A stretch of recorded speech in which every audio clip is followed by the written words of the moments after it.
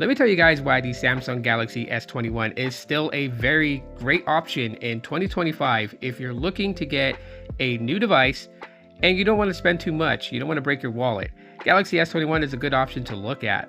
It's got a lot of good things going for it, and to be quite honest, yes, there's going to be some caveats to it, and I'm going to explain that in this video, telling you guys why. But this kind of goes on my quest to show people that older flagship devices can still go the distance, because that's what's really happening when it comes to smartphones.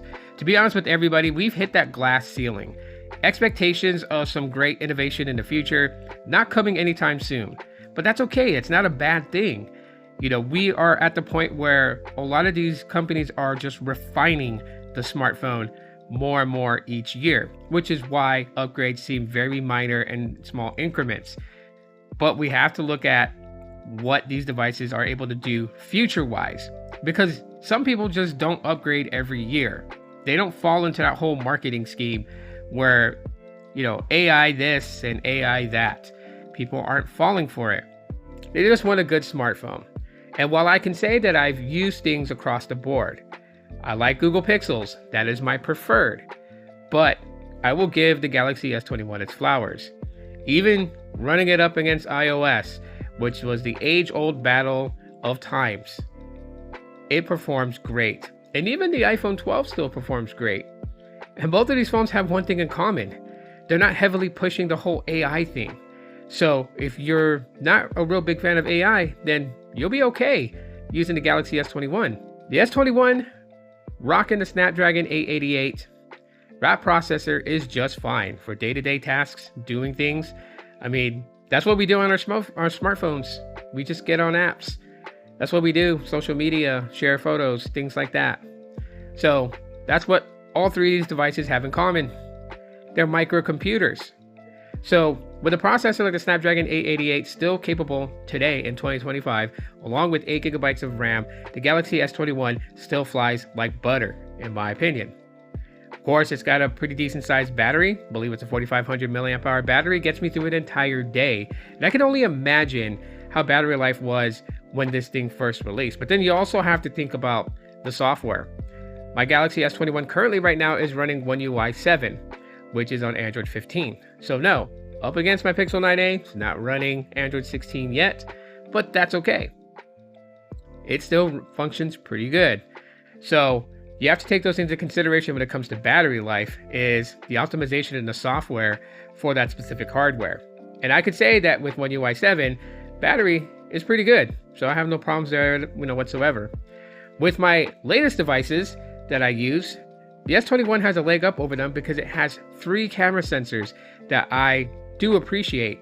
So I do get the wide angle, I get the ultra wide, and I got a telephoto. So I can really play around with photography, and they do pretty good, especially with dynamic range and things like that. If you take your time and line your shots, you'll get some pretty decent photos out of it. No complaints there whatsoever. Now today's marketing is really kind of like emphasizing about display brightness. You always hear that this device has 3000 nits peak brightness. This one has, 2500 nits peak brightness. Every year it's a changeable thing, right? AI was a thing, camera was a thing before, telephoto zoom in was a thing before. Now we're kind of really focusing on display brightness. And the Galaxy S21 does pretty good in sunlight. Okay, it's not as bright as my Pixel 8a or even my Pixel 9a, but it's close to there. I can see my display. I can see where the apps are. I can read posts and comments and things like that. I have no problem with the display whatsoever. So what are the caveats to the S21? I mentioned in the beginning, right? Well, that would have to be gaming. Now some games, it's just fine on there. Little basic games, Candy Crush, Angry Birds, things like that, it'll be okay. Heavy graphic intensive games, and the phone does get a little warm. But it's not unbearably warm. So let's call a spade a spade. So you can game on this and it'll be fine. And if you're rocking a case, well, then you're not really going to feel the uncomfortable warmth. But it's not anything that's going to be burning to the hand. So gaming is fine on here. And some people like to poke at the Galaxy S21 because Samsung opted to go with a plastic body. Let me tell you guys, I've dropped this thing and I'm glad it has a plastic back, because the way that I've dropped it, a glass back would have shattered. But of course, people associate glass back with premium. Okay, it is what it is. But overall, my experience with the Galaxy S21 has been very favorable.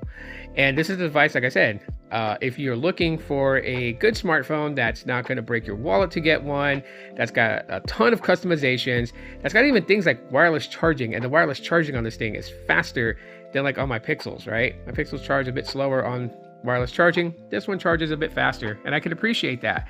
But the cost of these things that you'll find out there, you know, in the refurbished market, which I would say go refurbish, because then, you know, things have been either repaired, batteries have been swapped with fresh batteries. Used is where you're getting it, where, you know, it's been used, right? So if like the battery capacity only has 85% of its original capacity, then that's what you have. But it's like between $100 to $200. I kid you not. This one right here, this unit right here, I got for under 150. That's pretty good in my opinion when it comes to pricing. And for what I'm getting out of it, for all the benefits, the features that it has, its capabilities, that's pretty good. Because for what it's able to do, modern day prices, if this was a modern day phone, would have been north of $500 for it. So I can appreciate what I'm getting out of this, all the benefits and features it has. And it just costs way less than something of today. So that's the reason why I say that the Galaxy S21 is still a great option to get in 2025 if you're looking for a new smartphone and you don't want to break your wallet, because this definitely will give you all that and a bag of chips.